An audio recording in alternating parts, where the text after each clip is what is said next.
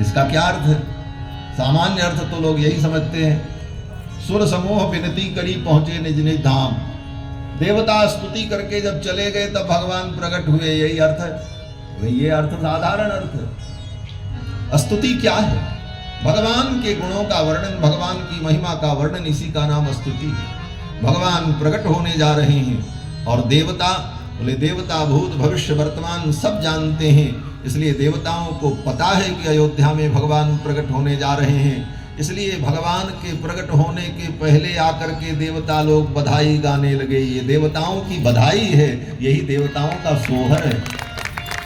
सुर समूह विनती करी और पहुंचे निज निज धाम, जग निवास प्रभु प्रगटे अखिल लोक विश्राम। तो आज भी हमारे आपके घर में किसी का जन्म हो, बालक का जन्म हो, तो राम जी के ही जन्म के सोहर। लेकिन दोनों चरित्र, भगवान श्री कृष्ण का चरित्र और भगवान श्री राम का चरित्र, हमारे जन्म जन्मांतर के समस्त पापों का हरण करने वाला है। भगवान तो श्री कृष्णचंद्र भी हमारे ही हैं, राम जी भी हमारे। ये तो भक्तों का आनंद है, किसी को किसी की महिमा को अपने अपने ढंग से अनुभव करना। तो भगवान श्री राम के विवाह की ही गीत आज भी घर घर में गाए जाते हैं। और अभी तो 2 दिन पहले ही राम जी का विवाह हुआ, अभी ब्याह की वर्षगांठ मनाई गई। कल तो कलेवा था राम जी का और आज ब्याह के बाद विदाई की तैयारी थी। हमारे अयोध्या में तो बड़े धूमधाम से राम जी का विवाह महोत्सव, कल्याण महोत्सव होता है। तो आज भी राम जी के ही विवाह के गीत हमारे आपके घर में गाए जाते हैं। अगर हमारे जीवन में कोई दुख और विपत्ति आती है तो बड़ी ही सहजता में राम जी का ही नाम हमारे मुख से निकलता है। कोई बड़ी घटना हो जाती है तो व्यक्ति क्या कहता है? हरे राम, ऐसा हो गया, हरे गोविंद, हरे जगन्नाथ। ऐसा नहीं हो, सहज भाव से राम का ही नाम निकलता है, हरे राम, ऐसा हो गया।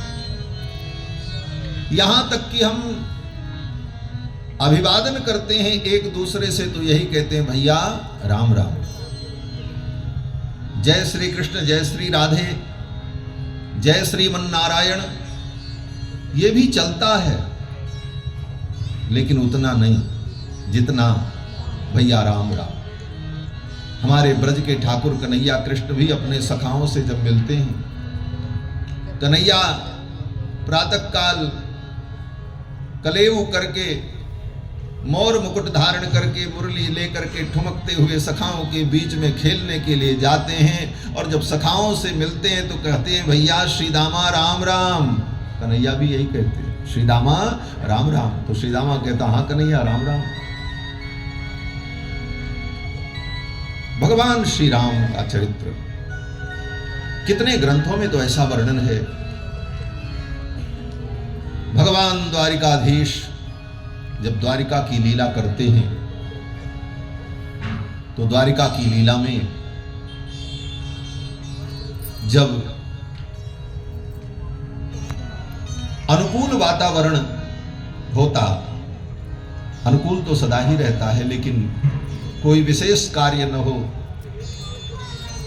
तो भगवान श्री कृष्ण अपने महल में रामलीला का आयोजन करते और द्वारिका के भक्त, द्वारिका के नागरिक, गणमान्य लोग उस रामलीला में अभिनय करते और भगवान श्री कृष्ण बैठ करके उस लीला को देखते। कभी कभी तो भगवान स्वयं उस रामलीला में अभिनय करते, राम का अभिनय करते।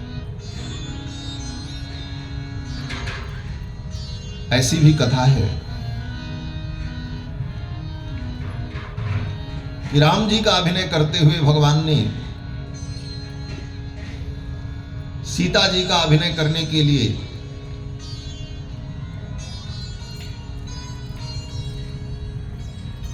सत्यभामा जी को कहा कि आज रामलीला होगी और मुझे राम का अभिनय करना, तुम सीता का अभिनय करो।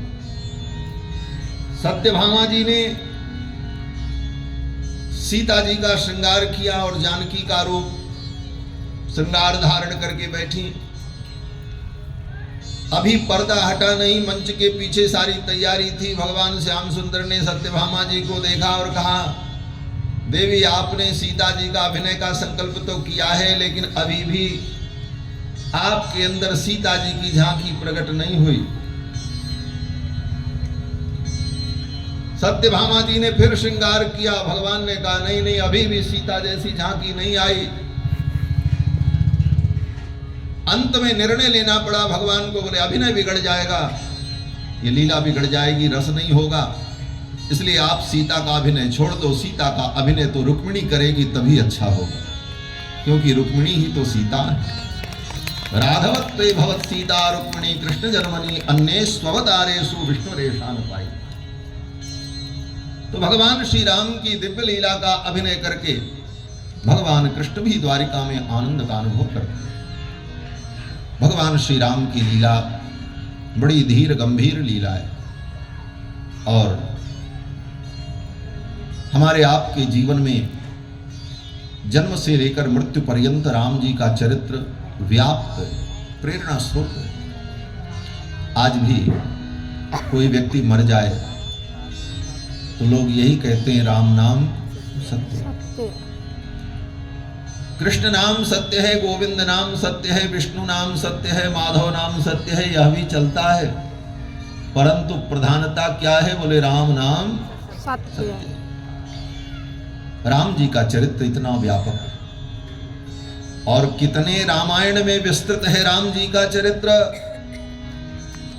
कहते हैं, चरितम रघुनाथस्य शतकोटि प्रविस्तरम एकैकमक्षरम प्रोक्तम महापातक नाशनम। 100 करोड़ रामायण में विस्तृत भगवान श्री राम का चरित्र। एक रामायण, 2 रामायण नहीं, 100 करोड़ रामायण। चरितम रघुनाथस्य शतकोटि प्रविस्तरम एकैकमक्षरम प्रोक्तम महापातक नाशनम। राम जी के चरित्र का एक एक अक्षर महापातक नाशनम, हमारे महान से महान पातक का नाश करने वाला है। ऐसा राम जी का पावन चरित्र 100 करोड़ रामायण में विस्तृत। और ऐसे भी राम जी का चरित्र कितना है, आप ऐसे भी अंदाजा लगा लो। भगवान के अन्य जितने अवतार हुए उनका काल और राम जी के अवतार काल की तुलना अगर करो, नरसिंह भगवान ने अवतार लिया कितने देर के लिए? बोले ज्यादा देर नहीं रहे। खंभे से प्रकट हुए, हिरण्यकश्यपु को पकड़ा, पेट फाड़ दिया, प्रहलाद को आशीर्वाद दिया, कृपा की, थोड़ा संवाद हुआ भक्त और भगवान का, उसके बाद नरसिंह भगवान अंतर्धान। कितना देर? बोले 2-4 घंटे मान लो। मुझे तो लगता है 2-4 घंटे भी नहीं, ये सब काम 1 घंटे में ही सिमट गया। वामन भगवान का अवतार, बोले वामन भगवान प्रकट हुए, प्रकट होते ही वामन